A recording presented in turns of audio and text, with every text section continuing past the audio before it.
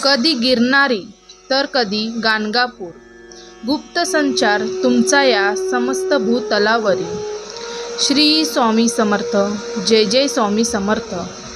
स्वामी तुम्हाला आज सांगू इच्छित आहे, हा संदेश शेवटपर्यंत शांतपणे ऐकावे, कारण यामध्ये तुमचे जीवन बदलण्याची शक्ती आहे। पशु जसा हिरवा चारा दिसला की भांबावतो, तसाच मनुष्य आवडीचा विषय दिसला की त्याच विषयात गुंततो। म्हणून स्वतःच्या मनाला सद्गुरू सेवा हा विषय द्यावा, कारण मन इतर कामक्रोधादी विषयात तुम्हाला बुडवणारे आहे। सद्गुरू सेवा हा विषय तुम्हाला भवसागर तारून नेणारा आहे। आता नाही तर पुन्हा कधी नाही। ज्याला 4 पैसे शिल्लक ठेवावेसे वाटते, त्यांनी पहिली गोष्ट कोणती करायची ती म्हणजे कोणाचेही कर्ज होऊ देऊ नये। हे साधले की मग खर्च थोडा कमी करायचा प्रयत्न करावा, म्हणजे सहज शिल्लक पडू लागते। तोच नियम प्रेमाला लागू असतो। प्रेम वाढवावे असे वाटत असेल, द्वेषबुद्धी बंद करावी। नंतर प्रेम कसे वाढेल याच्या उद्योगाला लागावे। चुकून सुद्धा कोणाचे मन दुखवणार नाही याची काळजी घ्यावी। शुद्धीमध्ये नाम घेण्याची जबाबदारी तुमची आहे, मग झोपेत आणि बेशुद्धी नाम घेण्याची जबाबदारी माझी आहे। ते मी सांभाळेन, तुम्ही फक्त भगवंताचे नाम घ्यावे। या पलीकडे मला दुसरी कसली अपेक्षा नाही। काम करत असताना सुद्धा मनात इतर विचार येतातच ना, मग तसेच नामस्मरण करायला कोणती अडचण आहे। उगाच दुसरे विचार करण्यापेक्षा भगवंताचे नाम घ्यावे, बरे नाही का? आयुष्याचे दुःख दूर करण्यासाठी तुम्हाला दुसऱ्यांच्या जीवनात आनंद निर्माण करावा लागतो, सत्कर्म करावे लागतील, आणि यासाठीच तर देवाने तुम्हाला माणूस म्हणून जन्माला घातले आहे। यापेक्षा आणखीन देव काय करणार?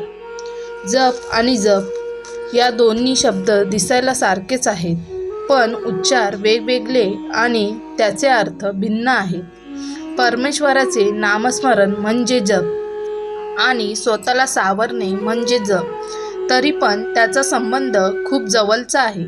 आपण भगवंताचे नाम जपतो तेव्हा भगवंत आपल्याला जपतो। त्यामुळे तुम्ही नेहमी भगवंताचे नाम जपत राहा, मग भगवंत तुम्हाला कसा जपेल ते पहा। स्वामी म्हणतात, बी आधी की वृक्ष आधी? वाद काही लोक घालत असतात, पण या दोन्हीच्या आधी जो एक आहे तो देव आहे। तो आपल्या संकल्पनातून बियातून वृक्ष व वृक्षातून बी निर्माण करीत असतो। अमोघ अशा त्यांच्या संकल्पनाचे सप्त महर्षींना अंदाज लागला नाही, तर तुम्ही तर साधारण मनुष्य आहात। परमेश्वराच्या योजनेचा अंदाज लावायला जाऊ नका।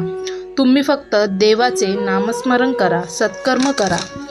तुम्ही माझी आराधना केली तर मी तुम्हाला धर्ममार्गाचा कर्ममार्गाचा बोध करतो। तुम्ही पतित होऊ नये म्हणून मी सदैव तुमचे रक्षण करतो।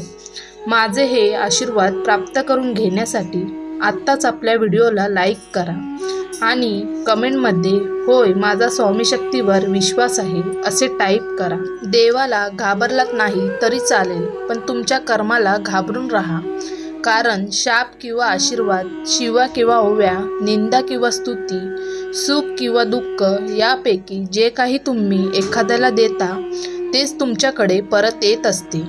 हा परमप्रिय शक्तीचा किंवा निसर्गाचा नियम आहे आणि याला मी स्वतःसुद्धा काही करू शकत नाही। त्यामुळे तू फक्त तुझ्या कर्मावर लक्ष केंद्रित कर, बाकी सर्व पाहायला मी येते आहे।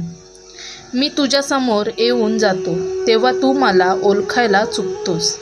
मी तुला कधी मुख्या प्राण्यांमध्ये, कधी उपाशीपोटी गरिबाच्या, तर कधी अडीअडचणीत सापडलेल्या जीवाच्या रूपामध्ये तुला भेटत असतो, आणि तू मला मूर्तीमध्ये शोधत राहतोस।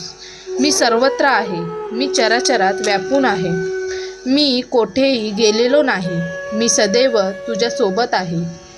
काही वेळा नियती तुम्हाला अनपेक्षित संकट देते, ते फक्त तुमचं कोण आणि परक कोण हे तुम्हाला दाखवून देण्यासाठी। माणसाला एखादी गोष्ट करायची असेल तर मार्ग सापडतो आणि करायची नसेल तर कारणे सापडतात. तुमची खरीखुरी श्रद्धा योग्य ठिकाणी असेल तर पाषाणालाही देवत्व येते. निश्चिंत राहा, बाकी मी पाहीन. तू पुढे चाल, मागे मी राहीन. कुठेही जा, तेथे मी दर्शन देईन. एवढेच नाही तर तुझ्यासाठी अशक्यही शक्य मी नक्कीच करेन.